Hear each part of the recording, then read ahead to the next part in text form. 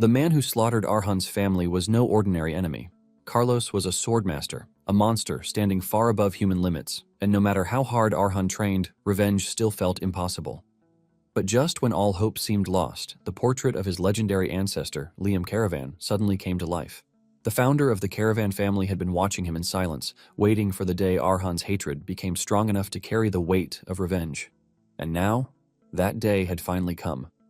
Liam revealed a secret hidden in the Caravan bloodline, a power that sounded completely insane. By devouring a sword, Arhan could absorb the memories and techniques of its former owner. It was the reason the Caravan family had produced swordmasters for generations. There was only one problem. To begin walking that path, Arhan had to do the impossible. He had to heat Liam's sword, bite into the burning steel, and swallow it piece by piece. With his parents' bloody faces burned into his mind and Carlos's name fueling his rage, Arhan chose not to hesitate. He sank his teeth into the red-hot blade and tore off a piece like candy, forcing himself to swallow the burning metal. Despite the pain, Arhan continued to finish the rest, determined to have his revenge. To understand the story better, let's rewind a bit. Arhan grew up surrounded by stories that never quite matched the life he was living. His father spoke of the Caravan family as if they were legends, once powerful swordmasters whose names carried fear across kingdoms. But to Arhan, those tales felt hollow. Their home was falling apart, their influence long gone, and the village they ruled over struggled to survive. It was hard to believe in greatness when everything around him pointed to decline. But nonetheless, Arhan was chill with the people of the land. He even works alongside them on the farms, while also taking goods to the market to sell. It was a usual day for him to go to the market, and Arhan left happily, but by the time he came back, all he saw was a land filled with the blood of his people. Arhan is stunned by the gruesome scene unfolding in front of him. And suddenly, his butler appears behind him to console him, while revealing that a swordmaster attacked the village and only took 10 minutes to wipe out half the villagers, claiming that he was following orders. Arhan thought it was all over, but for some reason the swordmaster, Carlos, had spared his parents, and in that moment of warmth, embracing with his mother, Arhan knew that their troubles were not over yet. The swordmaster had given his parents and the survivors a month to vanish. With fear and no hope whatsoever, the survivors ran away from the village, leaving it desolate. Arhan's parents, however, chose to stay back because it is their responsibility as the leaders of the village. They try to get the butler to take Arhan away from the village, but he runs back halfway. Just like before, he only met a gore scene where his father's head is hanging on a pole, and his mother has been cut down. He tried to attack the swordsmaster with a crossbow, but he fell to his knees in fear, and the swordsmaster decided to spare him, but with a warning not to continue his bloodline because he would just appear to wipe them out again in the future.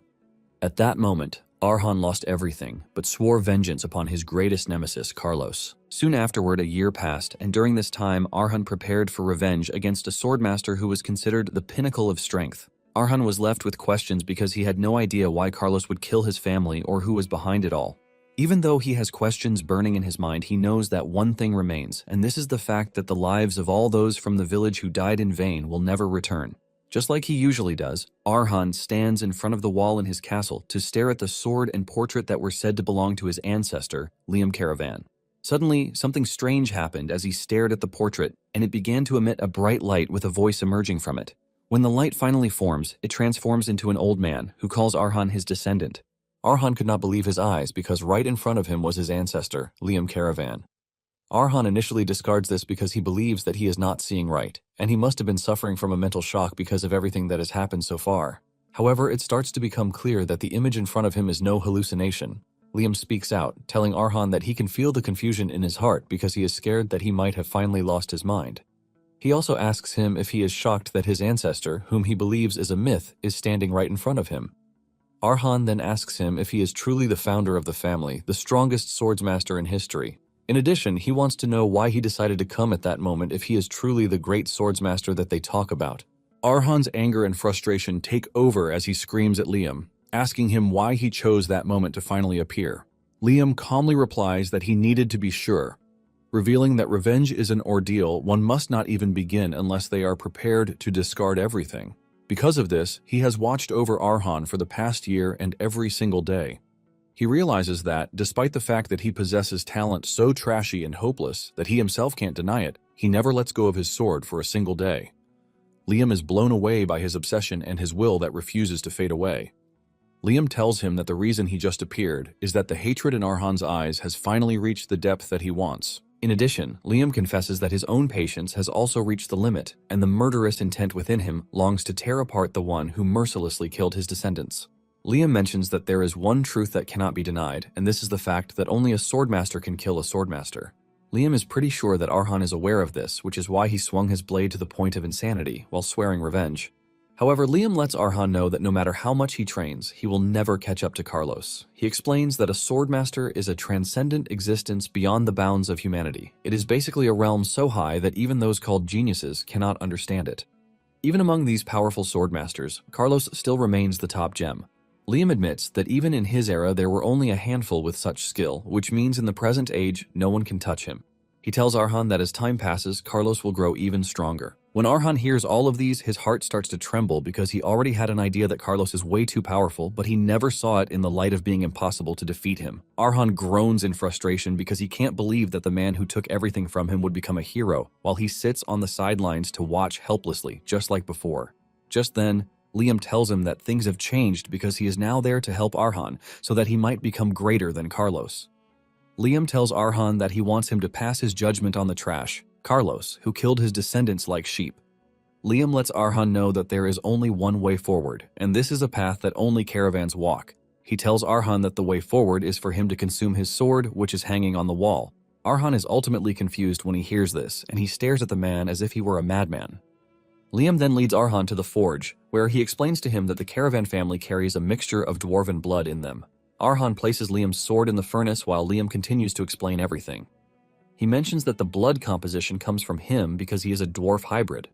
Even though the dwarven blood has traits that aren't visible, the blood carries special abilities that are passed down to descendants.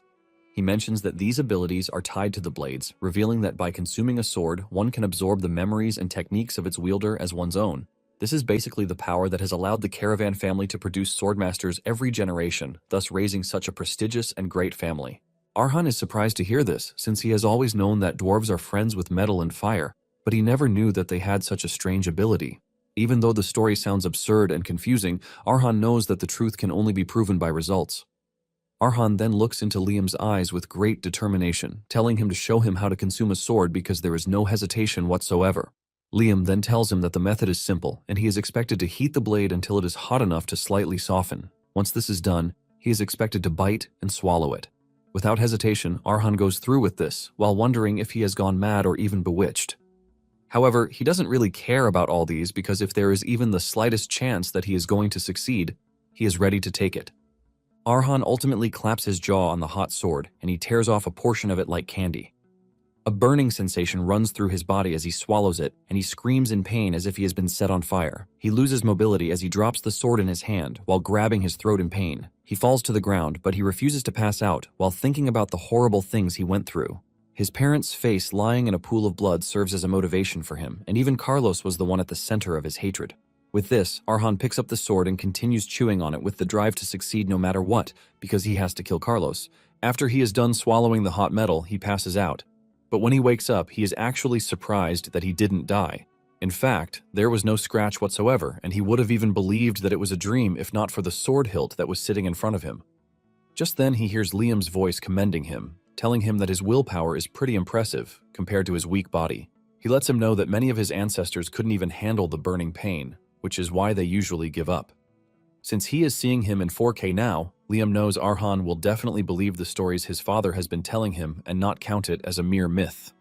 Arhan is blown away, but he composes himself and he bows to Liam, greeting him as their founder. However, Liam tells Arhan that he is supposed to call him his master, not founder, because this is what his other students called him. Arhan then switches it up by calling him what he prefers, while maintaining the bowing posture in front of him. Arhan asks him if this means he has inherited the great power that his father talked about because he was the one who said swallowing the sword would give him power. However, as it stands, he doesn't feel any different, and Liam lets him know that there is actually a problem with this. Although the problem is with Arhan himself. Apparently, Liam wanted Arhan to swallow the sword so he could move straight to master level. But because the concentration of his blood has reduced over generations, he can't digest the power inside it just yet, even though he has absorbed the sword. To put it simply, Liam lets him know that he can't absorb the full essence of his sword. Arhan is surprised to hear this, but he accepts it as what it is because he has to follow whatever his master says. Liam is shocked that Arhan is not overreacting to this, and Arhan reveals that he already knew that his body was weak. Even though the result was disappointing, he is at least relieved that there is still another way out. Liam asks him what he means by another way, and Arhan reminds him that he said it is impossible at the moment, which simply means that in the future, he would be able to absorb his power at some point.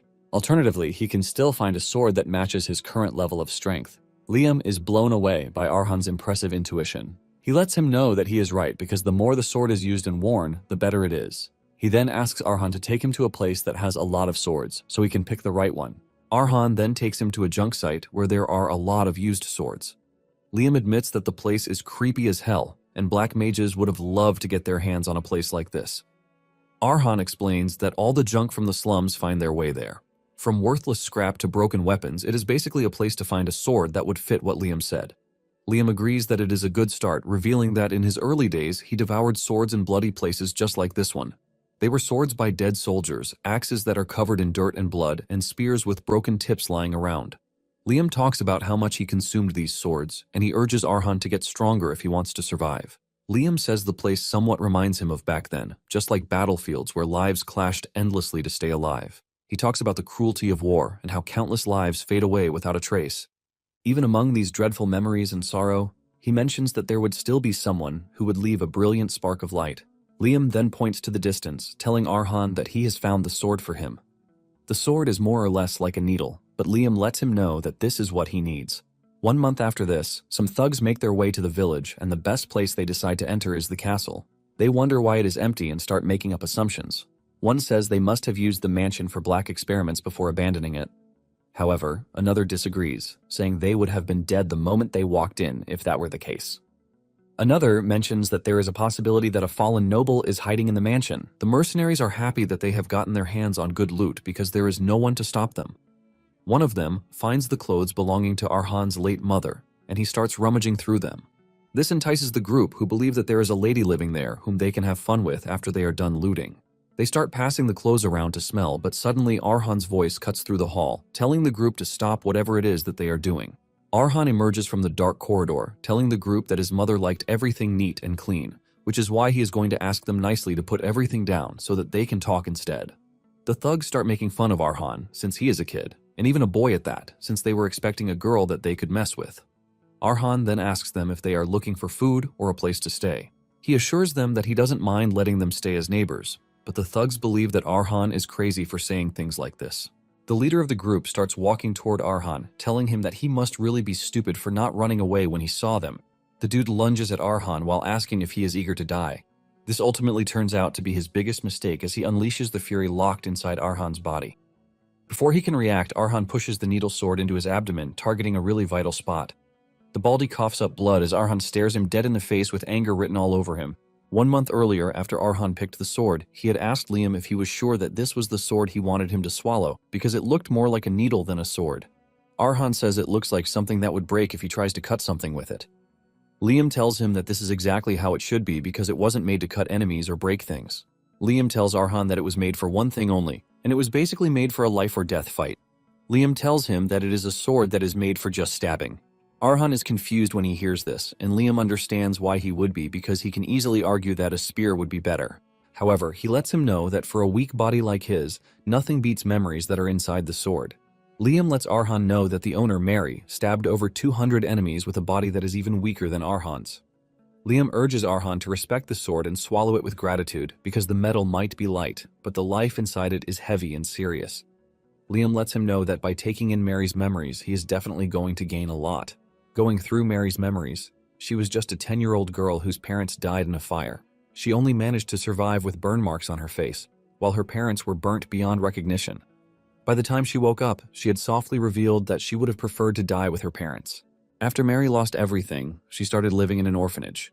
And the day she learned that the orphanage worshipped the goddess of fire, everything became worse for her. She fell into despair because she basically lost everything to fire, but she is expected to live in a place that calls fire salvation.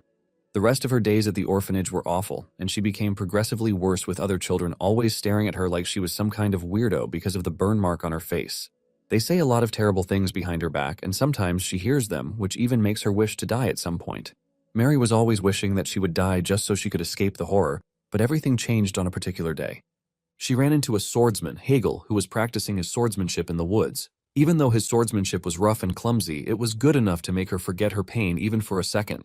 Hegel was an old swordsman and former wandering knight who had worked at the orphanage for years. On a normal day, Mary wouldn't have had the strength to talk to the old man. But she pushed aside her usual self and walked up to the man, asking him if she could become like him. She tells Hegel that she really wants to learn, and this becomes her first step toward wanting to live. Hegel takes a minute before answering, telling Mary that what she is seeing cannot help her in life because she is a girl. He tells Mary that weapons like the one in his hand only hurt the person holding them.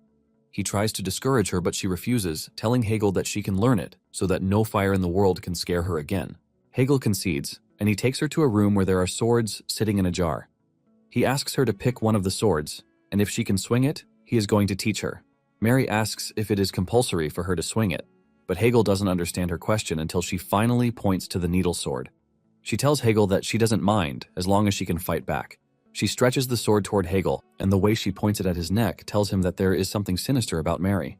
Now in the present day, Arhan stabs the Baldy, and he crashes to the ground, sending a wave of fear into his comrades. They don't want to believe their eyes, but Arhan tells them that negotiations are now over. It turns out that for the past month, everything Liam has been teaching Arhan wasn't even about swordsmanship. It was basically how to train his body so he wouldn't get tired even after running for hours. Basically, he didn't even teach him any sword skills, leaving Liam surprised at how Arhan was able to precisely stab the Baldy. This then tells Liam that Arhan is absorbing the sword really well, and this signals his first step as a caravan. It turns out that Arhan stabbed the tout in a place where one can only reach if the sword is accurately slipped in between the ribs, which is none other than the lungs. Arhan knows that he is a complete novice when it comes to swords and everything related to them, so there is no way he could have performed such a precise thrust. However, it turns out that he was able to do this thanks to the owner of the sword, Mary. Going back into Mary's memories, it turns out that from the very first day she picked the needle sword, Hegel started teaching her. He taught her how to stand, how to properly hold a sword, how to fight, and how to survive. Hegel's beautiful swordplay was able to provide strength for Mary, and she truly loved the old man's swordsmanship. A few years after this, Hegel is seen lying on his deathbed, and he tells Mary that on the day she finally leaves the orphanage, she should make sure to go into the world. As he dies, he tells Mary that this is his final lesson to her, and he expresses his joy that he spent the end of the journey with her. Mary was left in tears as she watched her benefactor slowly lose to death, and his last words were to thank Mary for everything. After that, Mary followed Hegel's final words, and she left the orphanage to step into the world. In no time, Mary had made a name for herself in the mercenary world. Thanks to the fact that she uses a needle-like sword and was a young woman, she was given the name, the Stitching Gypsy. Tears flowed out of Arhan's eyes as Mary's memories flowed into him, and he finally understood what his master meant when he was talking about absorption. The Baldy is still alive and he is begging to be spared, but Arhan ignores his cries. He walks up to him and pushes the needle into his head to finish the job because he has made up his mind to finish what he started. Even though this was his first kill, Arhan didn't feel anything. There was no emotion whatsoever, and the only thing he could see was the situation left before him, which was the rest of the thugs. He knows that he was able to get the jump on the Baldy because he underestimated him, but this is not the case with the rest, especially the fact that he is outnumbered. He is pretty sure that the thugs know this too, but he can't understand why they are not attacking him even though they have the numbers. Liam then tells Arhan that the group is terrified, and it is understandable because what Arhan just showed are not movements of a beginner. Liam explains that a certain amount of fear helps one to survive, but excessive fear ends up clouding one's judgment. Just as he said, the thugs are freaking out as they turn to each other, asking themselves what they are supposed to do. Basically, the fear creeping into their body is tricking them into believing that Arhan is more powerful than they are. Liam explains that the thugs are probably looking at him like he is some sort of killing demon skilled with a sword. Since this is what they believe, Arhan decides to make their fear come true. He leaps toward the group, and instead of trying to defend themselves, they freeze in fear. Arhan runs circles around them while weighing their strengths. He dodges their frantic strikes before picking out his target. Arhan locks in on one and pushes the sword into his neck, ultimately severing his life. It turns out that Hegel once told Mary that she doesn't have the liberty of time since she is a woman and she has limits. Arhan is operating on that principle as he runs around the group with his insane agility. Since he is the weak one in the situation, Arhan knows that he has just 2 strikes at most to take down his enemy before he is exposed. The moment Arhan picks out his target, he goes for a vital spot and pushes the sword into them. Basically, it is a situation of, don't make up for what you lack, but make what you have shine. Mary's strength was her innate flexibility because her body is built like that of a dancer. and she uses this to her advantage. She is able to attack the enemy from any angle while maintaining even the weirdest posture. Using all of these, she takes down her enemies in just one strike, by going for vital spots like the head or the neck. Arhan is doing the same, and he has used this to take out the entire group except for one more. The last dude starts crying like a baby with mucus coming out of his nose as he pictures himself in hell. The dude doesn't see a human, but a killing demon straight from the depths of hell. After wiping out the team, Arhan digs a grave to bury them. While he was busy burying them, Liam asked him if he had finally put aside his doubts. He lets him know that if he possesses the stamina to swing a sword the entire day without losing his breath, he can hold his own against 4 untrained thugs. Liam tells Arhan that he is already growing stronger amid life and death battles. Arhan realizes that everything his master said is actually true because, from his body becoming flexible like a dancer, as if he is reacting to the memories within the sword, to the memories of Mary, all became vivid as the fight began. With this, Arhan could finally see how Mary was able to fight against her adversaries. He wonders if this is what Liam is saying about the power of digestion, on how one becomes stronger the more they understand their opponent. Liam then tells Arhan that he doesn't lie when it comes to swords, but he lets him know that his days ahead will be filled with pain. He lets him know that he is going to go through hardships that would make him beg for death. He says it is going to reach a point where it would look like his current suffering is nothing but bliss. Liam then asks Arhan if he can still walk this path, and Arhan answers with determination that as long as everything he does helps him get a chance against Carlos, he would do whatever is necessary. The next morning, all the determination in his face turns into fear as he is ordered to climb a very high cliff. As he climbs the high cliff with sweat running down his face, Liam can see how scared and worried he is. He teases him, asking him where the look of determination in his eyes from the night before disappeared to. He asks him if doubt has started creeping into his mind, but he is not worried about this because it is also a part of his strengths. Liam says he is aware that Arhan has always been like this since he was young. Even though he would need to address this someday, he tells him that for that moment he just needs to sort out his curiosity first. Liam explains that the path of a swordsman is largely divided into 5 stages. There is the sword beginner, which is the entry level of the sword walker, the realm reached by those with talent. There is the sword runner, and these are those who have been established as the axis of the battlefield.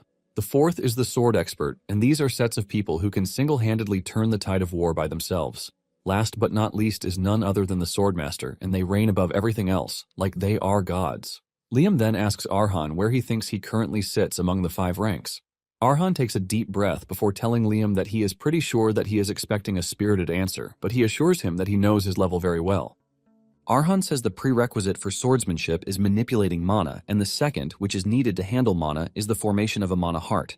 However, since he hasn't formed a mana heart yet, Arhan is honest with himself, and he knows that he doesn't even qualify as a beginner yet. Liam is pleased to hear this, and he commends Arhan, telling him that his self-awareness is pretty great. Liam confirms Arhan's suspicion, telling him that he is truly an amateur among amateurs who hasn't even entered the threshold of the sword. Liam tells Arhan that the training is to lead him to the path of a beginner so he can create a mana heart. Arhan is shocked to hear this, and he asks the man if all he is doing at the moment is to create a freaking mana heart. Arhan cannot believe that he is currently going through a life and death situation because of a mana heart. Arhan then tells Liam that he might not be aware because things are different in his era, but he explains to him that in the current era, one can create a mana heart by drinking an alchemist's potion. It can also be created by having a walker-class knight infuse mana to open one's senses. Basically, it is really easy to form a mana heart because ladies who learned swordsmanship for self-defense can even do this. Arhan then asks Liam why he would leave such an easy path just to make sure he is going through a method that can send him to his parents. Liam then tells Arhan that it is not actually bad to follow worldly methods to form a mana heart, but he lets him know that the power of Gunson steel is what resides in their blood. Liam tells Arhan that to unleash the full potential of this power, a sturdy vessel is required, which is why it is impossible with the heart of an ordinary person. He mentions that one can only reach the realms of humans with a trash mana heart, but if Arhan is serious about reaching the path of a swordmaster, there is only one thing he must possess. Liam tells him that what he needs is a heart of steel that is strong enough to clash with the world and not sustain a single scratch. Liam then tells him that there is only one way to form this heart of steel, and this is for him to drive himself endlessly to the brink of death, so that his body craves a mana heart of its own. Liam admits that only a few of his disciples were able to complete this training because it is an agonizing and horrific process. However, he lets him know that those who endured all the training to the end became swordmasters. Liam then asks him if he is now motivated by what he just told him. Arhan replies that he is more than motivated as he continues pushing himself to the top of the cliff. Liam assures him that the mana heart he is going to acquire will be different, and this is enough motivation for Arhan to continue pushing through. Meanwhile, in the East Village of Campbell, they have started hearing rumors about Caravan Village. It is now considered a spooky village that contains no single soul because everyone suddenly vanished a year ago. The rumor that has started developing is that there is something in the village that is considered to be highly dangerous. One dude mentions that no thug has gone to the village and come back alive. A lot of stories and assumptions surround the village, and the conclusion that they have come to is that one shouldn't enter the village unless they want to die. Sitting in the inn is a weird night, and he hears everything the people are discussing concerning the village. The knight is interested in the village, which is now said to be a home of death. He takes his handkerchief to wipe his mouth, and the handkerchief is stained with blood, revealing that he is battling his own internal problems. The knight concludes that this home of death is the perfect place for him. On the other hand, Arhan continued climbing the cliffside with his left arm only after the motivation he received from Liam. There was no rest day for him, even on days when he had to deal with thugs who had entered the village. Arhan continued doing this every single day without missing anything just to give it his absolute all. With this, a month passed by, but even with the gruesome training that he went through just from climbing the cliffside, he still wasn't able to form a mana heart. However, Arhan could see that there was something different about him. While fighting, Arhan notices that one of the changes is that his senses have become insanely sharp. From his 5 senses down to his judgment and concentration during fights, Arhan has gotten insanely better.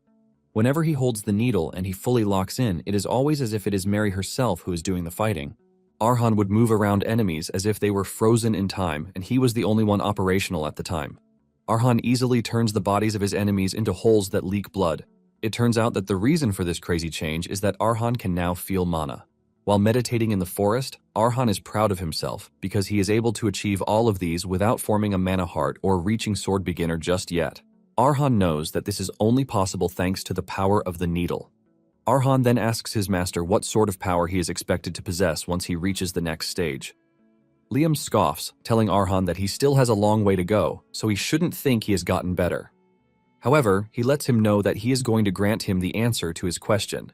Liam explains that once he forms a mana heart to become a sword beginner who understands the depth of this power, he can then be said to have gotten to a level that is equal to Mary's. If he can move further from this, channeling the power from the mana heart, he would have reached the realm of a superhuman that is capable of strengthening physical abilities and establishing a field for offense and defense.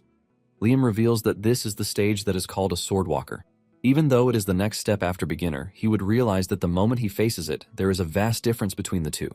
Liam then asks him if this answers his question, and Arhan says yes. However, Arhan has one more question, and this is about the man who just settled down in their territory. Arhan has been watching him, and he asks Liam if this fellow is a swordwalker. Liam confirms this, saying the man is an opponent who is on a different level from the trash Arhan has been dealing with until that very moment. Liam asks Arhan what he plans to do about the man because with his current power level, he won't even last a second against him. Arhan replies that he is still monitoring the situation while preparing for any eventuality that might come up. Arhan tells Liam that he really doesn't have any choice in the first place. Liam then tells him that he still has the option of abandoning the territory so he can avoid a fight. However, Arhan replies that this is not an option that he can choose because even though the territory is now desolate, it is the only place where he can remember his memories with everyone. Liam understands his pain, and he urges him to become really strong because in this harsh world, power is the only answer. Liam tells Arhan to use his wishes as fuel to propel himself forward to get what he really wants. Liam urges him to use his pain as a source of strength to become as hard as steel so that no one will dare to mock his words ever again. Later on, Arhan ends up running into the night, and he orders Arhan not to take a step if he doesn't want to die. Before the whole confrontation, the moment the man arrived in the territory, Arhan had been watching him as part of his daily routine. Arhan learned something important in those times. Even though the village has loads of empty houses, the man acted as if people still owned them and didn't even bother to touch the smallest item. He only lives simply with just the one bundle he brought with him, and his other habits were gazing at the sunset every evening while lost in thought or spending time in prayer. In the end, Arhan concluded that the man was a knight, and Liam agrees with him, saying he is a swordsman who is skilled enough to reach the walker level. However, he is surprised that he still follows rules and manners strictly even when there is no one around to watch him. Liam reveals that this kind of stubborn person is really rare outside of knights. Arhan then mentions that since he is a knight, this means he might be a good person, since knights are supposed to protect their honor while seeking justice. Liam cuts in, saying there is no doubt that they chase honor, but Arhan is wrong for calling knights righteous people. He mentions that honor is something that is personal and subjective. He mentions that the honor that they follow isn't always good for everyone because a knight's honor depends on the person they swear loyalty to. Their honor is basically decided by the will of their employer, particularly the one who pays well. Liam decides to explain to the naive Arhan what a knight really is. He tells him that a knight is just a hired sword who uses honor as an excuse for violence. He is basically someone who uses ancient sword skills to kill efficiently, and since they are covered in expensive armor, they are simply an enemy that is much harder to kill. Liam tells Arhan not to be fooled by the fancy word that is called a knight, suggesting that he looks at what they really are so he can judge for himself. Liam tells Arhan that suspicion is his greatest strength, and he reminds him that he's been like this since he was little. When he was a kid, he would basically listen to his father's stories about the family, but deep down, he was questioning the authenticity of these. Even when a new power made him overconfident and put him in danger, his sharp senses and careful watching helped him remove risks so he could find answers. Liam continues by saying suspicion means not being swayed by what he sees or hears, but using every way possible while thinking endlessly to get closer to the truth. Liam urges Arhan never to lose his mindset of being suspicious every time, because people without this mindset can never go beyond their limits. Liam tells him that this is actually the real gift behind his skill with the sword. Arhan is totally locked in as he receives this important lecture from Liam. After Liam is done with the lecture, Arhan assures him that he is going to remember everything. It is because of these lessons that Arhan never lets his guard down around the strange man who is settled in his territory. Only after making sure that the knight might not be a threat does Arhan plan to ask him to be his neighbor. Arhan approached the knight in the most careful way that he could, but the two ended up holding swords at each other. The knight tells Arhan that he is aware of the fact that he has been watching him, but he urges him not to even think of escaping. The knight assures Arhan that he is going to cut him down immediately if he turns his back on him. Arhan maintains his defensive posture because he never thought things would turn out the way it does. Going into Mary's memory, she narrates how loads of mercenaries approached her to recruit her. On the other hand, thugs who had heard the rumor of how good she is decided that the best thing to do was to pick a fight with her. During these days, she had one thought that she might no longer be a random female mercenary with a sword, but a proper, strong swordswoman. However, it didn't take long before she realized just how wrong she was. She ran into a swordwalker knight who easily disarmed her while dunking on how trash her skills are. The knight tells Mary that he would have killed her if she weren't a woman, and he trash talks her, telling her that she is just an insect. Basically, it is their rule in the Red Hawk Knight Order not to touch women or children, and this was Mary's saving grace back then. It was this very day that Mary felt a huge, unbreakable wall between her and the knights. It was later that she found out that the level the knight had reached was called Swordwalker. As Arhan stands in front of the knight, he starts to understand something important. The Mary who lost to a Swordwalker back then was much stronger than his current level, which shows how much of a disadvantage he is at. As the knight approaches slowly, Arhan realizes that he is being overwhelmed by a fear of death that was far more superior to when he was even climbing the cliffside with only one arm.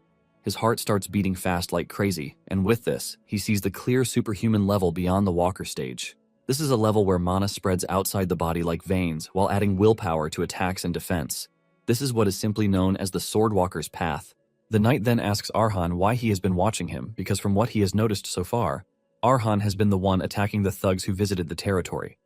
The knight tells Arhan that he must provide a good reason, or else he would have to treat him like an enemy. The knight yells at Arhan to answer him, and Arhan replies that he was only trying to figure out if the knight is an intruder or a guest. Arhan tells him that this is his explanation, but the knight demands more, saying he doesn't fully understand yet. Arhan then explains that he was born and raised in the territory, but 1 year ago, while he was away for a short time, a dark sorcerer attacked, killing the residents, ultimately leaving the village in ruins. After this, thugs kept coming in, and he was forced to handle them by himself. Deep down, Arhan knows that there is no need to tell the dude everything, which is why he is withholding some of the information from him. Arhan then continues by saying he has noticed that the knight looks far stronger than those he has fought, and he knew that he could die if he had approached too soon, which is why he decided to watch to know if he is a friend or foe. Arhan says if he is friendly, he would ask him to be a resident in the village, but if it is the other way around, he would find whatever way he can to protect his territory. The knight is surprised that Arhan was prepared to fight, even though he knows how much of a disadvantage he has. Arhan then replies that the land holds all the memories that he has, which is why it is too precious to run away from. When the knight hears all of these, he realizes just how much Arhan has suffered. The knight takes a deep breath, telling Arhan that it is time for him to tell his own story because for them to become neighbors, they should definitely know each other's stories. The knight then urges Arhan to lower his guard and put down his sword, so he can sheath his own sword before sharing his story. On the other hand, Liam reminds Arhan that there is only one way to build a mana of steel, and this is for him to keep pushing himself to the brink of death. forcing his body to create a mana heart of his own. Liam then asks Arhan if he is feeling motivated about the whole situation, and when Arhan finally replies to the knight's offer, he tells him that he can't lower his sword. Arhan tells the knight that he doesn't fully trust him yet, and he actually needs the sword for some level of protection. The knight is shocked to hear this, and he reminds Arhan that he would have taken him out of the equation if he really wanted to. The knight tells Arhan that he can't sheathe his sword first because he goes against a knight's honor, so he has to protect his honor. Arhan assures him that he understands where he is coming from, but lets him know that he can't back down.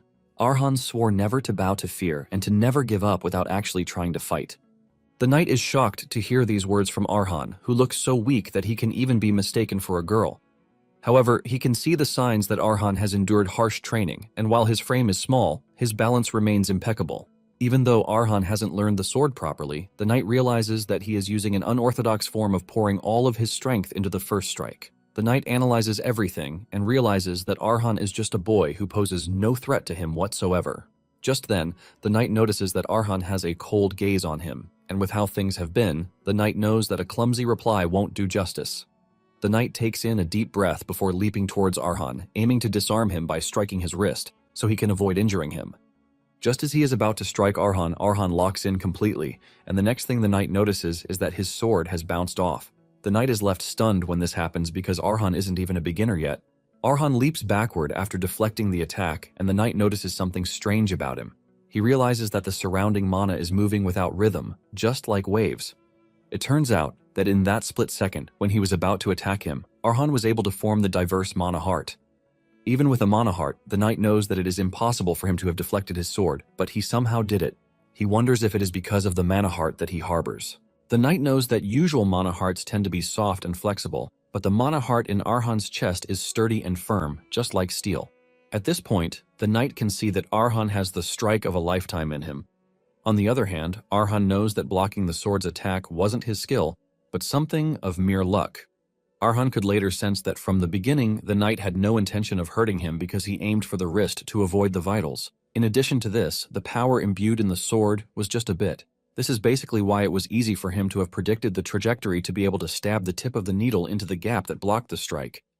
Even though it was a miracle, he paid the price because the shockwave from it hit him like a carriage, crushing him. He was thrown into intense agony as if all of his bones were being crushed. With this, Arhan confirms that the difference in power is no joke. However, Arhan is glad that the thing he wished for so much, which is the mana heart, has manifested. Nonetheless, he is still a beginner, so his thrust won't be able to reach the knight. Since it has come to this, Arhan figures out that there is only one way out, and this is creating a mana path of his own by using Mary's memories as a stepping stone. In the past, Mary collapsed in tears after she ran into the unbreakable wall, which is the walker. She faced a limit that could not be crossed head-on, and his body trembled in fear. At that moment, the first thing that came to her mind was Hegel's voice. She remembers Hegel saying that the majority of swordsmen consider a wall a limit that they cannot cross when they face it. But this is just an excuse for those who chose to settle because they lacked the courage to break down the wall. Hegel mentions that walls are originally there to be crossed because they are nothing more than a stepping stone to climb higher. Hegel had told her never to turn away, but to stand tall and face it squarely. After facing her fears, Mary had returned to face the walker again with the acceptance that she is going to get cut really badly. But if she refuses to give up and just crashes against the wall, her sword would definitely cross over this wall. Following Hegel's advice and suffering many painful circumstances, she was able to cross this wall. Basically, it is all about believing in oneself. The wall is something everyone who wields a sword would encounter, starting from the intimidation slowly seeping deep beneath the skin, to the hopelessness that feels like it is going to crush the challenger. Just taking a step would feel like a heavy load, and there will be temptation to turn away, but in this dire and tough moment, Arhan stood his ground and crashed against his tall wall. Arhan knows that he is at risk, but this is exactly why he needs the life or death situation trial. Arhan is ready to push through, even if it is just a slight bit of hope that he has. Arhan takes a deep breath as he tries to analyze the knight in front of him. He wants to know which muscles he is putting strength into, how he catches his breath, and what trajectory he intends to follow. Arhan prepares to gather every clue necessary to create a single-strand path. Liam sees what Arhan is doing, and he is totally impressed by how much Arhan is pushing himself. Apparently, it is the way of the caravan family not to fear even in times of impossibility. They are required to face the trial head-on while showcasing the will of the caravan family. Arhan continues to put everything in place, and the moment he figures out that he is ready, he dashes toward the knight. Back then, Mary admits that she was afraid of fire and the fact that the tragedy that took everything from her was just the beginning. There were even days that she couldn't even face the mirror, and there were days when breathing was a burden. This was how she found out that she was not supposed to be afraid of fire, but her own weakness, which only made her run away. Because of this, Mary swore that she would break through the wall of fire that took away everything, including her future. With a determined heart, Mary pushed forward and conquered her fear of fire and of the world. She knows that if she crumbles, there is no win for her. And this is the mantle that Arhan is operating on. He puts everything into his attack, giving the knight a tough time. The knight is forced to put enough strength behind his sword so he can block the attack. Arhan's sword flies out of his hand with the base shattering just as it had happened to Mary. Mary's soul stands in front of the sunset as she takes in a breath of fresh air while thinking of Hegel's words. Mary stares into the sky, telling Hegel that the world was full of monsters stronger than she is, and there were many high walls that could not be crossed just because one has the will to do so. However, she could proudly say that until the very end of her life, she never turned back from any wall that blocked her path. With a solemn and emotional declaration, she hopes that there is an afterlife so that she can also tell Hegel her story. In the end, her soul ends up getting into contact with Hegel's, and she runs into his arms like a baby while revealing that she is no longer afraid of the fire. Tears run down her face as she tucks herself into Hegel's arms, and the needle burns off, ultimately signaling the end of her story. In turn, this also signals the complete assimilation of the needle into Arhan's system. Soon afterward, Arhan wakes up with the realization that he actually passed out. He notices that there is a robe used to cover him, which obviously belongs to the knight. This is when it fully dawns on him that he wasn't able to achieve his goal. Liam quickly comes in, telling him not to be heartbroken because he engaged in a struggle that brought no shame to the family's name. In fact, he was able to gain something alongside the painful defeat that he suffered, which is the complete assimilation of the needle. Arhan understands what the old man is saying because he can now feel that his muscles have become more flexible than before, and his senses have sharpened like those of a wild beast. Basically, he has climbed up the cliff like a veteran mercenary who has lived a lifetime on the brink of death. Arhan finally understands why his master chose the sword, and this is because he wanted to show him not just power and technique, but Mary's entire life. Liam wanted to show Arhan the strong will that never gives up, even in the face of a massive trial. Arhan smiles because Liam could have just told him this from the very start. Just then, the knight shows up in the distance, expressing his relief that Arhan has woken up. He mentions that he just left to get drinking water, but the moment Arhan spots him, he immediately gets defensive. He grabs his sword and moves into a striking pose, but the knight understands why he is acting so defensively. The knight tells him that they would have to clear the misunderstanding between them, and even Liam tells Arhan that he has no need to act so warily because the knight has no intention of killing him. However, it is normal to be suspicious, and Liam understands this. The knight tells Arhan that he understands he has been through some tough times, so it is normal for him not to lower his guard, but he asks him if he would be willing to lower his guard so he can hear his story.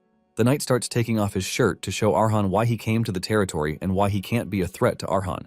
After taking off his shirt, he introduces himself as Patel, who is a retired knight and a wanderer with nowhere to go.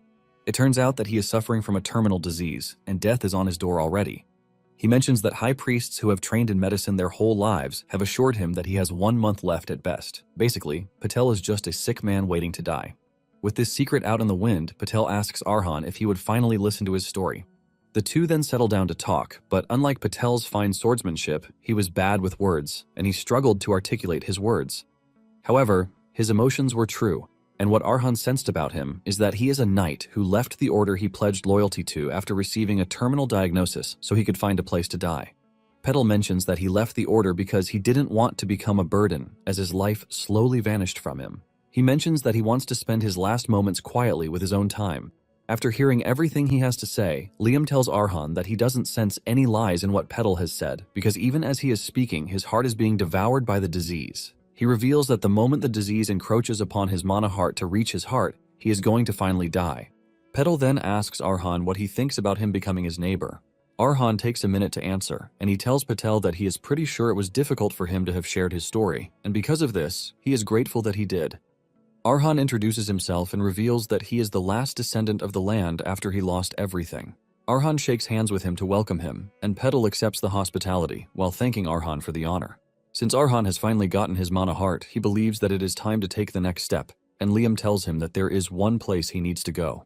Some days later, Arhan travels away from the territory. While sitting in the carriage, he tells Liam that he was actually expecting him to teach him swordsmanship directly, since he now has his own mana heart.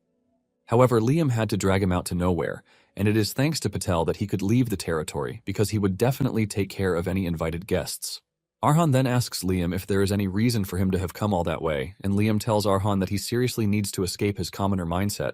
Liam tells him that their family is different from anyone else in the world, which shows how special they are. Liam tells him that as long as the blood of steel flows in his body, rather than sword training embedded in the gaps of his growth, the assimilation of a new sword is the priority. Liam reveals that the destination they are heading to is the perfect place to seek out because it is a place that is not bound by status or origin. It is a place where only those who crave flesh gather, and it is a stage for life and death duels. This place is none other than the arena, which is teeming with adrenaline and blood. They soon arrive at Firma, the Steel City, which is one of the cities that represent the Seven Kingdoms, where metalworking is advanced, and it is no exaggeration that almost every weapon in the Iron Kingdom is made there. It is basically the Holy Land of Swords, but before that, the real reason Firma became so great was something else, and it was because of the arena. Upon arriving at the arena, Liam is hit with a wave of nostalgia because he can remember just how exciting it was to be there. Liam mentions that a lot of crazy fights happened in the arena, ranging from beasts versus beasts to find the strongest one, human against monster, which were classified as savage matches, and even fights between different races to decide who is superior. All these matches were intense, but the wildest one was the deathmatch struggle. There are fighters full of different styles and skills rolling on dirt, fighting like animals, and the winner takes the loser's life while grabbing everything they own as a prize. It is a total mad slaughter from the crowd who are drunk on the smell of blood, happily throwing gold coins, making bets, while screaming like crazy. It is basically the mad city that is built on piles of spilled blood. After hearing all of these, Arhan admits that there is no better place to get stronger, and he can see just how excited Liam is about the whole thing. Arhan believes that he is going to get battle experience while becoming stronger from eating the swords of those he defeats in battle. However, Liam lets him know that he is getting everything wrong, because if it were that easy, he would have made Arhan eat every weapon in the junk pile back then. Liam tells him that he cannot just start eating swords randomly, because if he does this, the mixed memories of these swords will consume him instead, and he will ultimately lose who he is. Liam tells him that he has to control the sword, and not let the sword control him. Liam lets him know that he is only allowed to eat the swords he chooses for him until he is able to open his own eyes. Liam then suggests that they head into the arena itself. They are required to register, and 3 hours later, the attendant finally tells Arhan that he has to go to the registration counter to get his medal issued because he can't fight without it. Arhan is confused when he hears this because the medal is not something he is aware of, and even Liam has no idea what it is. Liam tells Arhan that there was nothing like this back in his day. The green-haired attendant lady shows Arhan what a medal looks like, and she urges him to get one before coming back to the line. It turns out that medals are a special rank mark that exists only in the arena. They are decided by one's known fame, status, fight record, and so on. The color of the medal shows just how strong one is, and it is ranked from strongest to lowest. There is the black medal, the white medal, the platinum medal, the gold medal, and the silver medal. Since he is just a rookie, the one he can get his hands on is the bronze color, which is total crap. Arhan cannot believe that things have changed compared to what his master said. Hours earlier, Liam was boasting about how a rookie can enter the arena to fight 100 people. Basically, there was no discrimination because once one arrives at the arena, they are immediately thrown onto the stage. However, there are weight classes now, which is totally trash to Liam because it is all built on money. Arhan says even if the kingdom prides itself on strength and they keep doing deadly fights for hundreds of years, no fighters would be left, and the betting people would get bored when strong and weak keep switching wins. Basically, strong fights should be between strong people and weak people against weak, which is way more fun. Arhan lets Liam know that the era has changed, and because of this, the arena became a famous place that people travel far to see. This is basically why Firma grew so big, and it is more or less a smart change. Arhan mentions that in this era, it is not compulsory to kill the loser, but the loser still gets hurt badly. However, Liam is not up for the trash changes, and he just tells Arhan to keep the information to himself because the more he hears, the angrier he gets. Although he believes that this might be a stroke of luck for Arhan, he tells him that it is going to be a great experience for him to fight someone on his level because this would always teach him something new. However, until then, Liam suggests that they look around the weapon shops because the quality will be way better than the small shops near Caravan. Since Arhan's sword breaks too easily, Liam believes that it is not a bad idea to get some extra ones as backup. Suddenly, they walk past a trophy wall that houses weapons instead of medals. Arhan and Liam are left in total shock by this. Arhan is in the middle of his admiration when a man, Tom, shows up on the scene. Tom could clearly see that it was Arhan's first time seeing the Hall of Honor. And the dude introduced himself as the caretaker. Tom tells Arhan that he is willing to explain the Hall of Honor to him, and Arhan bows his head to the man, telling him that he would very much like it. Tom mentions that the weapons on the wall belong to fighters who did amazing things in the arena long ago. The weapons are all old and broken, and since they can't be used again, they are kept on the Wall of Honor to remember the fighting spirit of their wielders. Arhan is completely overwhelmed by this, and Tom tells him that he is free to ask him any question that is burning on his mind. Tom excitedly mentions that it is his pride as the caretaker of the place. Liam immediately tells Arhan to ask Tom if there is a way to take the swords that are displayed on the wall, because he has found the next sword he needs to consume. Tom lets him know that there is, and it is for fighters who prove themselves. These fighters earn the right to take one weapon that matches their medal, so every time their medal rank goes up one level, they get one more weapon. Tom lets him know that the weapon he is staring at so intently can be his once he reaches the silver rank. After this, Arhan heads to the arena, and as they pass through the corridor to the arena entrance, Liam tells Arhan that the hall is basically a treasure room. Liam says to others, it might look like old useless junk, but to Arhan, the swords are pure gold. Liam is excited because Arhan now has a lot of reasons to come to the arena, even if it is just for training because he has to get his hands on some good swords through ranking up. Liam says he would have just preferred to steal all of the swords, but this is pretty impossible because Tom is not an ordinary fellow. Arhan doesn't understand this because Tom looks like a nice old man, and Liam understands why Arhan couldn't see what he saw because there is a huge difference between them that he couldn't feel. Liam explains that Tom can turn his mana into armor and make perfect defense even though it is half finished. Basically, the nice-looking Tom is a sword expert. Arhan is shocked when he hears this because the sword expert rank is just before the swordmaster rank. Arhan asks Liam why someone as strong as Tom would prefer to be a caretaker. Liam tells him not to be surprised because almost everyone who reaches that kind of level has something weird going on for them. Liam concludes that they are going to rob the hall later, and Arhan believes he still has intentions to rob the Wall of Honor even though he knows the risk.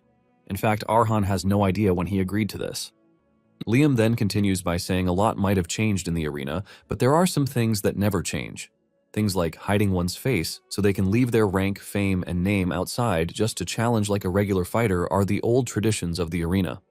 Arhan says it is a pretty good tradition because since it is only fighter against fighter and no background, he is free to fight without holding back either.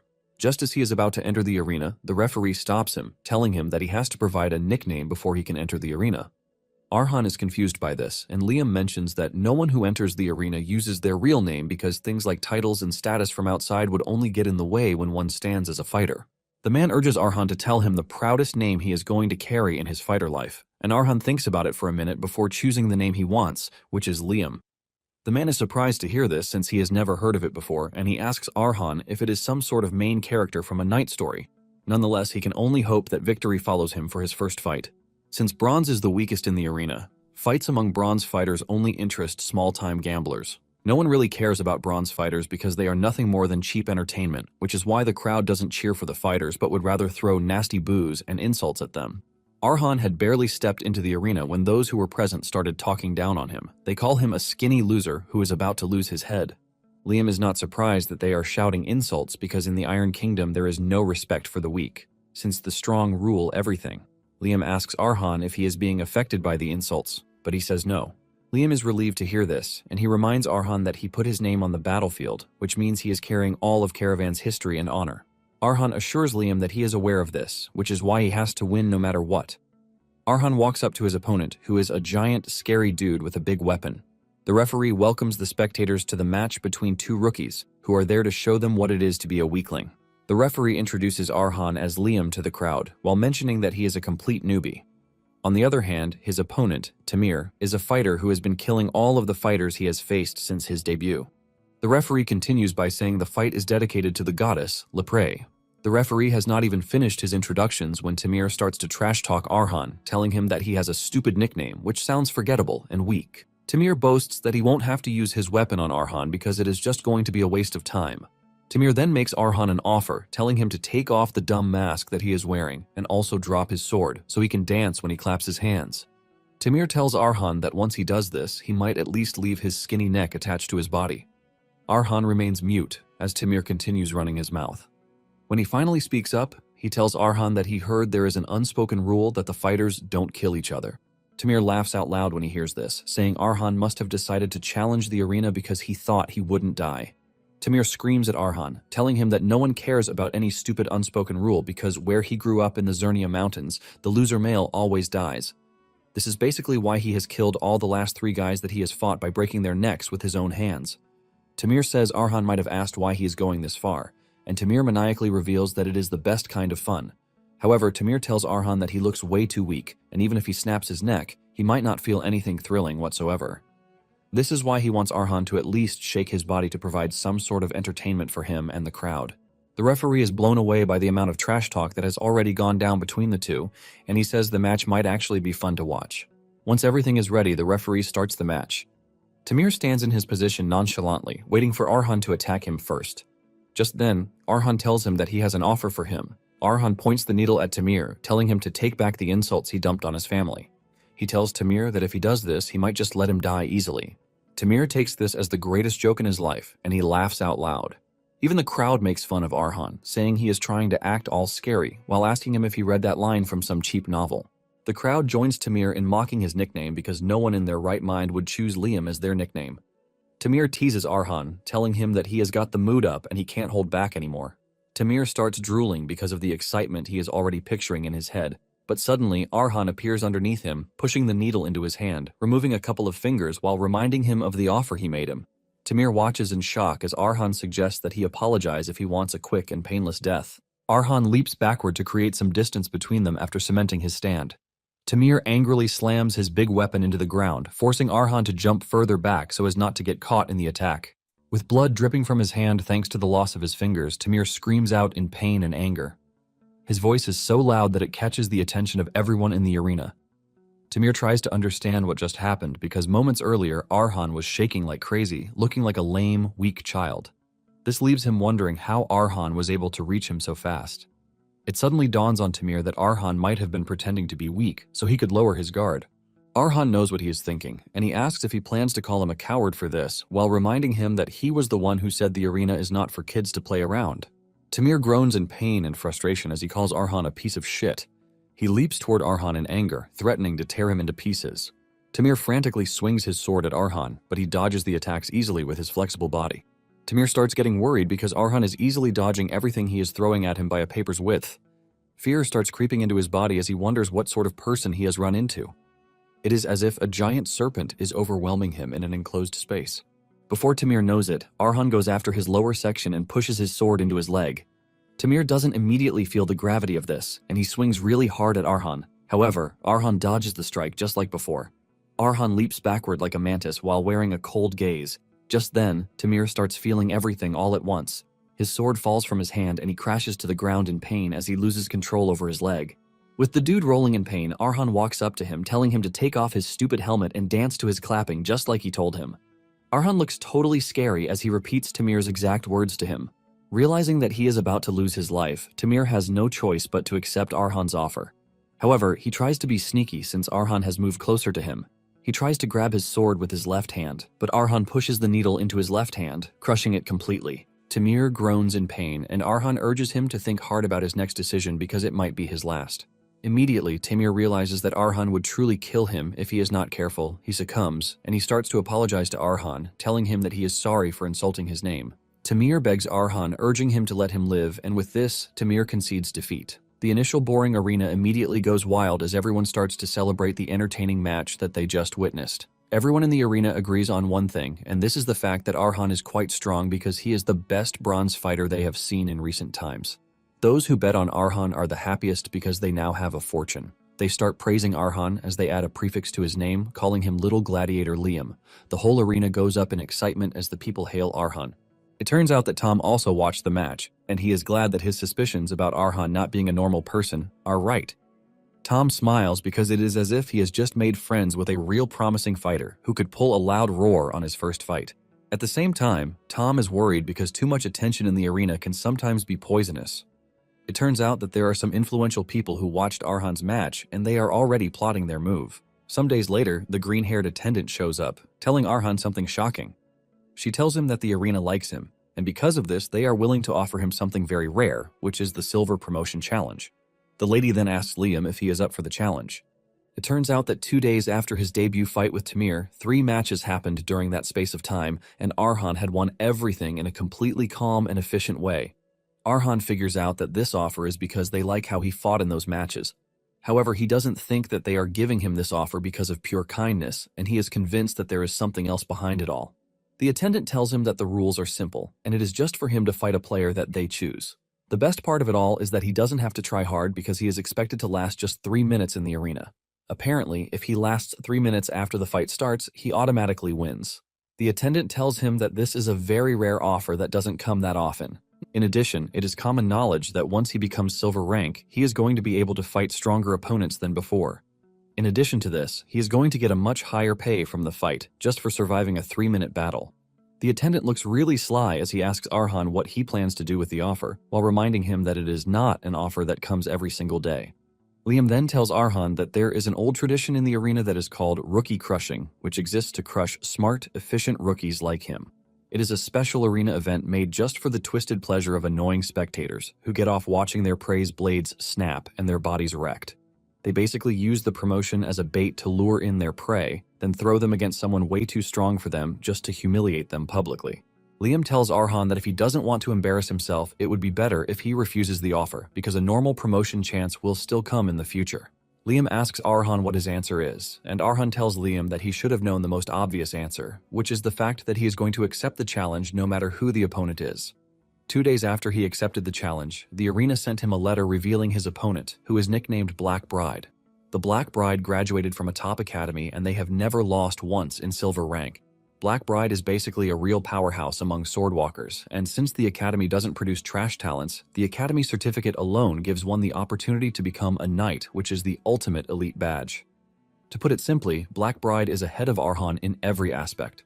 Arhan reveals that he checked about the Black Bride, and it turns out that they dominate every fight, leaving every single opponent with the inability to fight ever again. Liam realizes just how serious the arena guys are because if they prepared this much for him, it means lasting 3 minutes in the arena is going to be a big task for him. Liam mockingly tells Arhan that he is utterly screwed.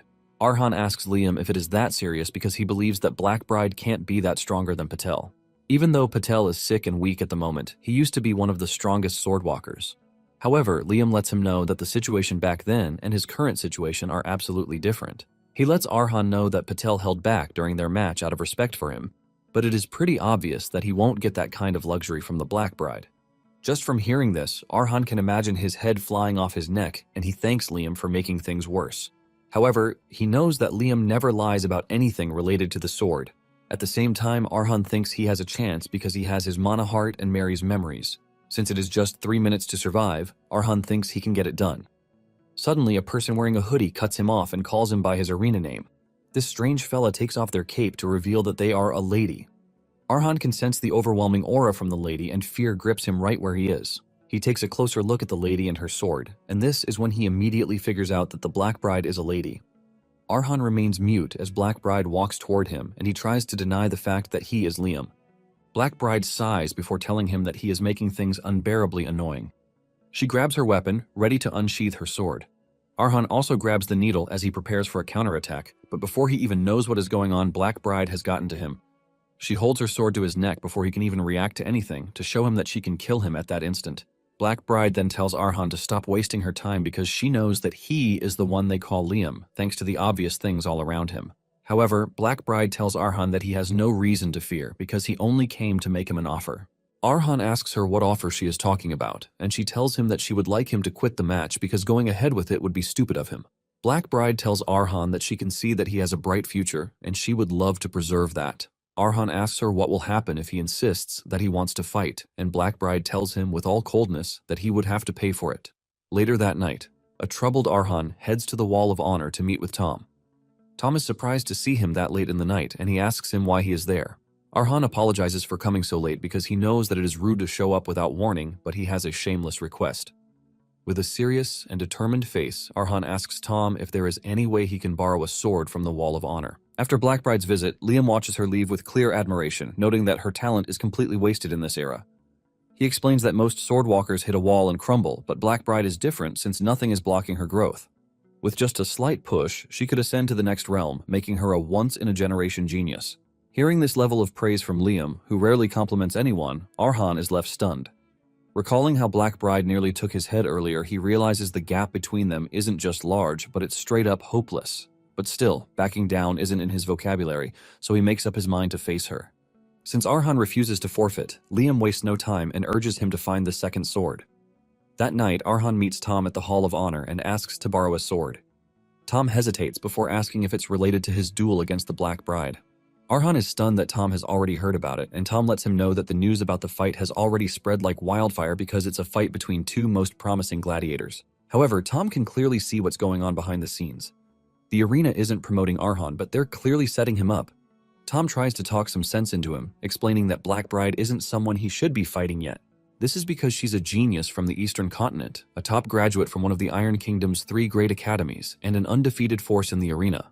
Which is why Tom believes it's not the time for Arhan to face such a daunting fighter like the Black Bride, even though he's an excellent fighter with a lot of potential too. He advises Arhan again to gain more experience through other battles and challenge her after building the strength to withstand such a force. He believes it's the only way to put on a spectacular fight while staying alive. Arhan briefly thinks about Tom's words and simply thanks him for the advice, after which he declares that he still wants to fight Black Bride. Like a true menace, he activates his secret technique, emotional manipulation. With trembling hands and a shaky voice, he puts on a performance so convincing it deserves an award. He admits he's terrified, but claims he doesn't want to run away from fear. He then asks to borrow a sword from the hall, saying the spirits of past warriors will give him courage. To seal the deal, he proposes a win-win that if he survives, he earns the sword properly. And if he dies, Tom can just take it back from his corpse. And just in case that wasn't enough, Arhan throws in a final move, acting like he'll accept rejection without complaint. After a brief internal struggle, Tom gives in and agrees to bend the rules for him. He believes Arhan has the spirit of a true fighter, making him worthy of this exception. Instead of breaking character, Arhan pushes even further, asking again if it won't cause trouble. This completely finishes Tom, who reassures him with full confidence, and at this point, Tom is already emotionally compromised. Arhan bows repeatedly in gratitude, while Liam watches from the side, absolutely entertained. He even comments that Arhan might have more talent in acting than swordsmanship and could have made serious money in the entertainment industry. With everything set, Arhan excitedly looks forward to devouring his second sword and assimilating its power for himself. The next day, the arena erupts with excitement as the long-awaited duel begins. The crowd roars, hungry for blood, as Black Bride, dressed in her signature dark bride attire, steps onto the battlefield. But behind the scenes, things are far more sinister. The arena had already instructed her to completely crush Arhan and not just defeat him, but take one of his limbs for maximum entertainment value. At first, she refuses without hesitation, but the moment they reveal the reward is a legendary dragon sword from the Eastern Continent, everything changes. This is because the blade holds deep meaning for swordsmen from her homeland, and it's something she's been chasing for a long time. Faced with such an offer, she falls silent, and the attendant takes it as acceptance, urging her to put on a show worthy of the crowd. Despite agreeing, Black Bride isn't completely heartless, and her conscience pushes her to meet Arhan beforehand and offer him a way out. She gave him a chance to forfeit and avoid what's coming, but she's disappointed when he still shows up at the arena. As Arhan takes his place on the battlefield, she starts to warn him one last time that whatever happens next is on him. However, as she prepares to draw her sword, an eerie feeling washes over her. She senses a thick blood stench in the air but finds it hard to believe it's coming from Arhan. What she doesn't know is that the feeling is coming from the second sword Arhan just consumed. A weapon from Crowd City, once wielded by a fighter drenched in blood who carved his own path to freedom. Crowd City was once a beautiful landmark that belonged to a fallen republic, but after breaking away, it became one of the 6 free cities. Back then, it was known as a paradise, a place filled with beauty and prosperity. However, that image is long gone because the city has now turned into a depressing nightmare where freedom and hope are luxuries that the common people cannot afford. This downfall began with the nobles, whose greed knew no limits. They first sold off the city's territory to a foreign superpower known as the Golden Empire, and even after that, they continued to exploit their own people. Eventually, they began selling off basic human rights just to rack up loans from the Red Bank, pushing the entire city into massive debt. Because of this, the citizens of Crowd City were reduced to nothing more than slaves. Human rights became non-existent, and the people were forced to endure constant suffering. Among those watching this slow destruction was a man named Fang, who could only observe as the city sank deeper into despair. He saw fathers getting beaten to death while begging on the streets, and mothers selling themselves just to keep their children alive. However, everything changed for Fang when his younger sister died from a simple fever because he couldn't afford medicine. That moment broke something inside him, and he began to question why everyone in the city continued to accept such a cruel fate without resistance. His answer unexpectedly came one day during a public execution. The prisoner was being put to death simply because he fought back against a drunk tourist who had been harassing him. Normally, violence within the city was ignored, but since the victim was a foreigner, the authorities decided to make an example out of the citizen. Despite how clearly unfair the situation was, no one stepped forward to protest. The people were too afraid of the consequences, fearing that any resistance would only lead to harsher treatment from the foreigners. However, something unexpected happened after the execution. The city fell into an eerie silence, and for several days, that silence continued. It was like a fragile tension masked as peace had spread across the land. But that wasn't peace, but rather the tourists and foreigners, who once looked down on the citizens, were simply being cautious. This is because the same people they once treated as trash had now shown that they could fight back, and that realization planted fear in their hearts. For the first time, the balance shifted, and from this, Fang came to a powerful conclusion. He believed the chains binding the people were not just forced upon them, but were also maintained by their own fear and complacency. If they truly wanted change, then those chains could have long been broken. However, he also understood that freedom would not come without a price. It would require bloodshed, and someone would have to bear that burden. Accepting this reality, Fang chose to step into the shadows as an assassin, deciding that he would become the one to deliver judgment. He was willing to stain his hands with blood if it meant restoring the freedom and paradise that Crowd City had lost. And now, Fang's very weapon is one that Arhan has devoured, and hope can help him turn things around in this duel. Soon after, the announcer takes the stage and officially declares the start of the long-awaited battle, sending waves of excitement through the crowd. Black Bride quietly studies Arhan's aura, recalling that the first time she saw him, he had the air of a mercenary. But now his aura feels like that of one who has soaked in a vast river of bloodshed. She notes that Arhan now seems more like an assassin shrouded in darkness and blood. She continues to study him, trying to make sense of what exactly he is, but she comes up empty, unable to wrap her head around the bizarre situation. She studies him closely, trying to understand what exactly changed, but nothing adds up. The gap between what she saw before and what she is sensing now is too wide, leaving her unable to make sense of it. Still, she pushes those thoughts aside, deciding to finish him off. Without hesitation, she lunges forward with a swift and precise strike, fully expecting to defeat him instantly. However, to her shock, Arhan effortlessly evades the attack, moving with a level of speed that should have been impossible for him. This immediately throws her off because just a night ago, his movements were slow and clumsy, far from anything that could challenge her. Based on that version of him, there was no scenario where he could react in time, let alone counter her attack so smoothly. But now, he moves like a completely different person. Before Black Bride can process what is happening, Arhan closes the distance, attacking with the needle in one hand and the assassin's sword in the other. As their blades collide, Black Bride begins to notice something even more unsettling. His breathing and even the flow of his movements feel unnatural, as if they belong to someone else entirely. As the exchange continues, Arhan keeps up with her pace, effortlessly matching her strikes. This only deepens her confusion as everything about him contradicts what she knows. Standing before her is not the same inexperienced fighter from before, but something far more dangerous, forcing her to question what Arhan truly is. Arhan ignores her questions and continues countering her attacks while precisely dodging every strike, forcing Black Bride to carefully analyze his fighting style. She quickly notices that his movements are unusual, as he fights like a mercenary and an assassin at the same time. His movements constantly shift without delay, making it extremely difficult to predict what he will do next. The seamless transition between styles messes up her timing, and for a moment it gives Arhan the upper hand. Even he can tell how much he has improved, realizing that he has already surpassed the level of a sword beginner. However, despite how impressive he looks, Arhan is painfully aware that what he's doing is nothing more than reckless theatrics. He knows he is forcing movements that don't fully belong to him, and it doesn't take long before his fear becomes reality. Black Bride gradually adapts and soon breaks through his rhythm, pushing him back. Once she finishes analyzing him, she calmly asks if he has any more tricks left, making it clear that she has already figured him out. At the same time, the crowd erupts with excitement. They are shocked that a mere bronze-ranked fighter like Arhan has managed to hold his ground against the undefeated Black Bride. His recent victories have already earned him attention, and now more people are placing bets on him surviving the duel. Some even begin to believe he might actually win, while others remain convinced that there is no way an inexperienced fighter can defeat someone as ruthless as her.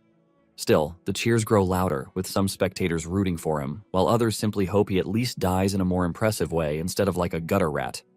Despite the cheers around him, Arhan remains uneasy as he plans for his next move. He can feel the overwhelming killing intent radiating from Fang's blade, along with the heavy stench of bloodshed within it. At that moment, Liam urges Arhan to fully embrace the sensations coming from both the mercenary's needle and the assassin's sword. He explains that while their lives were completely different, both weapons share the same purpose. They were created to face enemies stronger than their wielders, making them swords born from struggle. However, Liam warns him that absorbing the life of an assassin will not be easy, especially for someone as inexperienced as him. If he loses control, the sword could consume him instead. He advises Arhan to understand Fang's life, accept it, and make it his own. Taking in those words, Arhan steadies himself and begins to breathe deeply. With each breath, mana starts to flow within him, helping him regain his composure. Noticing this, Liam tells him that the real battle is only just beginning. He explains that Black Bride has already analyzed his abilities during the first exchange, meaning she will no longer hold back. From this point onward, she will fight seriously. Arhan quickly understands the gravity of his situation as the arena has no place to hide, and that is a major disadvantage for him since an assassin's strength lies in the shadows. On top of that, Black Bride is now fully focused, which means he has lost any element of surprise. With no clear advantage, he concludes that his only option is to create distance and stall for time until the 3-minute limit is reached. Acting on that thought, Arhan swiftly takes several steps backwards, widening the gap between them. However, in the very next moment, Black Bride closes the distance instantly, leaving him completely stunned. From the audience, Tom watches without surprise, knowing that Arhan has yet to understand the true power of a swordwalker. It turns out that at that level, fighters can extend their mana outward, creating a path that allows them to overwhelm opponents while controlling both offense and defense. But more importantly, that same power can flow within their bodies, enhancing their physical abilities to a superhuman level. Soon, the Black Bride begins her relentless assault, forcing Arhan into a defensive position where he struggles just to keep up. It quickly becomes clear to him that she had been holding back earlier, because the speed and power she is displaying now are far beyond what he experienced before. Arhan desperately searches for an opening or loophole to explore, but finds none. He notes that, unlike most fighters who leave small gaps between their attacks, her swordsmanship is flawless. Every movement connects seamlessly into the next, leaving no room for counterattacks. To Arhan, her style feels less like fighting and more like art. Each strike flows like the brushstrokes of a master painter, with the battlefield acting as her canvas where she creates perfection with every swing of her blade. Even as he struggles, Arhan continues searching for a way out, while being awestruck by the warrior before him. When another powerful strike comes at him, he blocks it with everything he has, using both the mercenary's needle and the assassin's blade. Even Liam is impressed as he witnesses the Black Bride's technique, explaining that swordsmen from the Eastern continent practice martial arts, a mysterious form of combat that aligns their movements with nature itself. Even their footwork is as light as a feather, and every swing of their blade is graceful, creating a beautiful, flowing path in the air. Each beautiful strike crashes down like a wave and only stops when it strikes the opponent at the receiving end. Arhan continues to dodge every flawless blade stroke, but just when he thinks he's in the clear, the Black Bride maps out a path that catches him dead center. And with a powerful leap, she lunges forward to finish her masterpiece. But the intense pressure from the incoming attack forces Arhan into the life of the assassin, Fang. From Fang's memories, he's taken back to the rotting Crowd City and the blood Fang had to shed in his path to freedom and his fight against the corrupt nobles of the land. The constant feeling of death and the stench of blood after every attack. And on one of such days, Fang tried to escape pursuit only to find himself stuck in a dead end with no escape path. Standing before him was an opponent far beyond anything he could handle, so the only path to survival was escape. And now even that is gone. As his opponent crafts a decisive path, Fang realizes that his life has finally reached its end. However, as the enemy lunges towards him, something that can only be described as a miracle happens. Fang notices a tiny loophole before him, which he soon realizes is the same thing that has helped him escape death several times. As the enemy closes in and strikes, Fang somehow dodges the attack and prepares for a counterattack using that loophole. At that very moment, Arhan finishes assimilating that memory and finds his own gap against the Black Bride. He immediately strikes her on the top of her shoulder, drawing blood. The Black Bride is taken by surprise as Arhan dashes to the other end, having finally understood how assassins always find a way to survive even in the most insane conditions. However, this is something he couldn't have achieved on his own, but with the memories of a genius assassin. The Black Bride is surprised that Arhan was able to break through her perfectly mapped path in only a few seconds. However, the devastating attack she left on Arhan's ribs convinces her that he has reached the end of his road. Arhan freezes as he becomes painfully aware of the pain in his abdomen.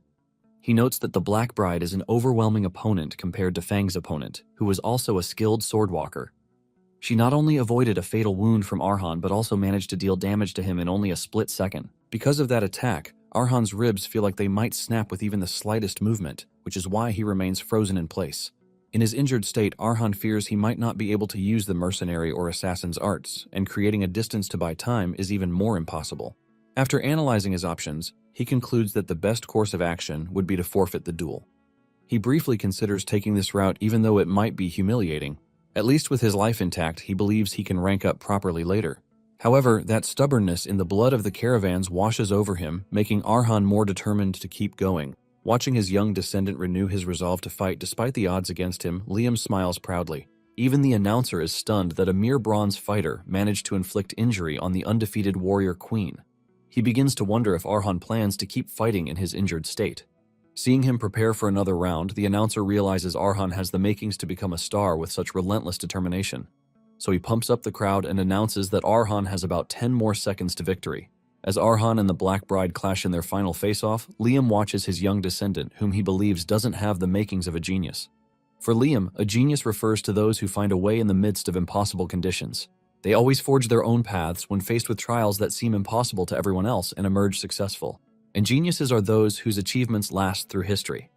But Liam concludes that Arhan is clearly not one of them because his body is weak and his mastery of the sword is low.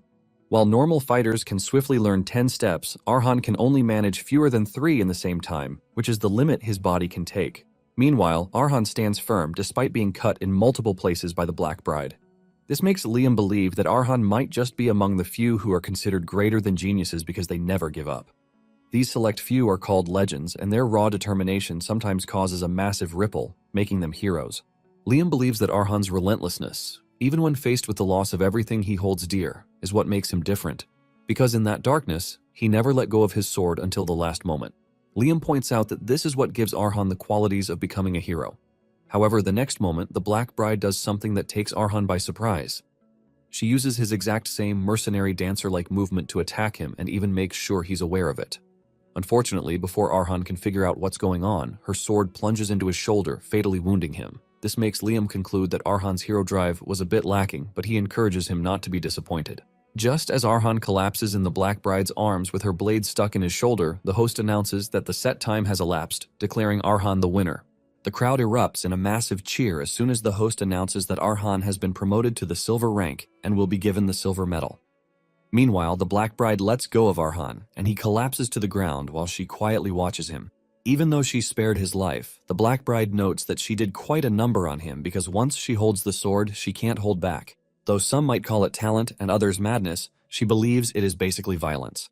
Yet a burst of excitement rushes through her as it has been a while since she faced such a formidable opponent, and this has piqued her interest in Arhan even more. Just then, a voice telepathically interrupts her thoughts, reminding her of her contract to take one of Arhan's limbs in exchange for the dragon's sword. He lets the Black Bride know that she will not receive the reward if she fails to keep her end of the deal. From the VIP area, the annoying noble dishes out instructions to her using a glowing orb.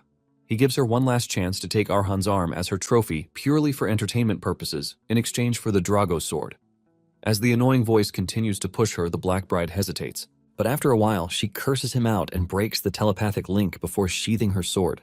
With that, she makes up her mind to leave the city for a while, but suddenly, a bright light explodes before her eyes. The Black Bride tries to make sense of it, and as she senses a familiar but unsettling aura, Liam materializes in front of her. Even Liam is surprised by the unexpected development and wonders if it's a result of Arhan's loss of consciousness or because of the aftermath of the fierce fight. He greets the Black Bride, referring to her as the Eastern Little Girl. He tells her that she's one of the rare ones from the East called shamans who can sense souls and possess a powerful divine energy.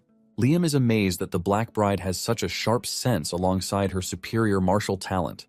Meanwhile, the Black Bride is still in a daze, wondering whether the sight before her is an illusion. But one thing becomes clear to her, and that is that the person in front of her has a heart sword, which is something only those who have reached the end of the sword can manifest. The heart sword is also a symbol of someone at the swordmaster level. The Black Bride recalls that Swordmaster Carlos is surrounded by 10 blooming heart swords after he rose to become the strongest swordsman alive. However, the number of heart swords above Liam leaves the Black Bride bewildered. She begins to count, and from dozens, it soon stretches into hundreds and thousands, and she loses count, realizing they cover the entire sky. She studies him closely, unable to determine the nature of the creature towering before her. Sensing her dilemma, Liam tells her that she's not equipped to fully understand the answers to all her questions. He then encourages her that it's something she can also reach for, and it is known as the land of the swords or the final destination of all blades. Just as quickly as the illusion appeared, it vanished before her eyes. Before vanishing into thin air, Liam says he looks forward to the day they meet again, and he even calls her Seolyeon, which so happens to be her real name. Seolyeon stands there in a daze as memories of the stories her father used to tell flood back into her mind. Back then, he told them a legend about swordsmen who ascend when their realm reaches the heavens. Seolyeon's father says such swordsmen go to the land where immortals dwell. He explains that this place is a paradise filled with happiness, where those who have departed will one day welcome their loved ones. He also told Seolyeon that he would have no regrets if one day their family could be together again there. Having seen Liam briefly, Seolyeon realizes that the legend from her father's stories was real, and the god of swords actually existed. The following day, Seolyeon approaches Arhan in the recovery room and introduces herself to him. But he is surprised and confused when she asks to follow him, so he doubles back to ask again, wondering if she has a few screws loose from the fierce battle between them in the arena. However, Seolyeon states clearly that she plans to stay by his side to see, hear, and feel everything. She tells Arhan that following him is the fastest way for her to achieve her dream of reaching the end of the sword and practically begs him to allow her. Arhan is confused and stares at her, bewildered, wondering if this is some type of new scam. Because it makes no sense that the all-powerful Black Bride would offer to be a follower to a frail scarecrow like himself. Seeing him flustered, Liam tells Arhan about his encounter with Seolyeon after he passed out in the arena. Liam proudly declares that she was captivated by his overwhelming eternal riz. Arhan almost gags as he watches his aged ancestor act like a clown fresh off the block. Liam continues to boast about how, since ancient times, swordsmen immediately become his loyal lackeys just by seeing his shadow. He then says he pities Arhan because at his age, he should be rolling in the sheets and experiencing crazy love with a girl like Seolyeon instead of chasing after bloodshed and revenge. Unfortunately, since Arhan has been forced by fate down the path of the sword, Liam advises him to cast away any romantic entanglements. He states that holding on to such attachment will only hold him back and make him weak. Liam then reminds him that he is the descendant of the caravan and an avenger of the ones who have been taken. He urges Arhan to weigh Seolyeon's value as a swordswoman and determine if it's real. Arhan quietly studies her notes that she's a high-level asset who wants to swear loyalty to him. And since Liam has also acknowledged her talent, Seolyeon will be helpful towards fulfilling his goal. Recalling how skilled she was during their fight, Arhan concludes that her presence will definitely push him to become better. So he introduces himself properly and welcomes her to join him as a neighbor, and Seolyeon also puts herself in his care. On their way back to Caravan, Arhan tells Seolyeon that he would like to clarify something before they get to his territory, and he urges her not to take offense at it. Arhan tells the lady that he is currently in a complicated relationship that he can't properly explain, but the baseline is that he can't be in a relationship with her. The mood immediately changes when Arhan says this, and Arhan continues by saying he is pretty sure that Seolyeon doesn't see him that way too.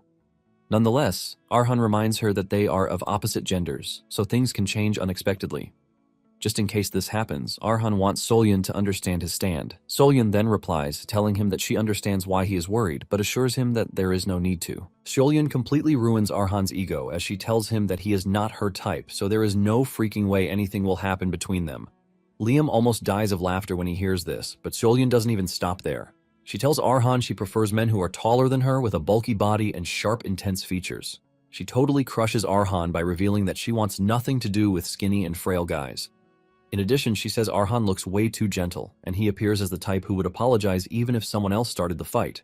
She roasts him so badly that even the carriage driver starts sweating on Arhan's behalf. Seolyeon tells Arhan that she has nothing against him, but it is pretty obvious that he is not her type. After saying this, Seolyeon asks if she still needs to continue, but Arhan shamefully says no because he might just wither away if he gets another round of roasting from the utterly blunt girl. Since they are past this, Seolyeon tells Arhan that she has something else to ask him. She asks him if there are other neighbors in his village, since he said she was the second one. Arhan mentions that a knight actually moved in recently, and he is pretty sure that she will get along with him. Arhan explains that Patel is skilled and a good person at that too. In fact, Arhan tells Seolyeon that Patel is a very kind person. Not long after this, they arrive at the village, and after alighting from the carriage, Arhan notices that Seolyeon has just a small bag with her, and he asks if this is all she has. Seolyeon confirms this, revealing that she doesn't have that much load in the first place. Seolyeon says a sword and a day's worth of rations are enough for her because if she exhausts them, she can always get more. On the other hand, Seolyeon notices that Arhan has a lot in his bag. In addition, she remembers that Arhan had only one sword back at the arena, but he now has at least 3 daggers. Arhan mentions that his sword got damaged in the last match, so he picked up a spare while he was in the city. Fortunately for him, he actually made more money because of his promotion to silver, and thanks to this, he was able to get some armor that he was missing. Arhan is happy that he actually visited Firma, the city of swords. Upon arriving at the entrance of the castle, they are met with a shocking scene. Petal is standing in the middle of corpses that he has cut up. Petal is surprised to see that Arhan has returned, and he apologizes for the embarrassing scene that he met. He mentions that some uninvited guests showed up, so he hasn't had the time to clean up. Petal notices Sholyun, and he smiles at her because he can easily see that she is the new neighbor that he talked about. Petal continues yapping, but Arhan cuts him short, telling him to catch his breath first. Sholyun looks totally stunned as she stares at the gory scene in front of her. Arhan shamefully walks up to Patel to whisper in his ear because he just ruined the image of Patel being a very kind man that he described for Sholyun. On the other hand, Sholyun could see that there is nothing ordinary about the village whatsoever. After they settle in, Petal explains that several intruders showed up while he was away. Fortunately, some of them backed up after he warned them, so there was nothing too serious about that. However, about a week ago, a completely different kind of group started targeting the village. Petal tried to handle things diplomatically, but they decided to attack him that very day. This was why he had no choice but to cut them down, which is why they met such a horrific scene. He lets Arhan know that from what he has gathered, the intruders are not ordinary bandits because they call themselves the Red Wolf Brotherhood. Arhan is surprised because names tied to colors and paired with animals are usually reserved for knight orders. Petal confirms this, explaining that such names represent identity and purpose. As a former knight himself, he finds it insulting for lawless bandits to imitate them. However, he warns that this makes the situation even more dangerous. When Arhan asks why, Sholyun explains that a group bold enough to mimic knights is either massive in scale or led by someone powerful enough to look down on knights entirely. At that very moment, Liam tells Arhan that this group is perfect for him to use as prey. With a mischievous grin, he urges Arhan to use Fang's blade to wipe out the arrogant Red Wolf Brotherhood without the help of Sholyun and Patel. However, Arhan feels uneasy about this, and he was already expecting Liam to cook up some impossible task, given how he has remained quiet for a while. He immediately refuses the proposal, pointing out that even Patel, a swordwalker, had a hard time handling only a few, so he can't understand why Liam would send him to take out an entire organization without even knowing the extent of their strength, but Liam reminds him of the steel blood that runs through his veins as a caravan. He points out that steel becomes stronger the more it is hammered.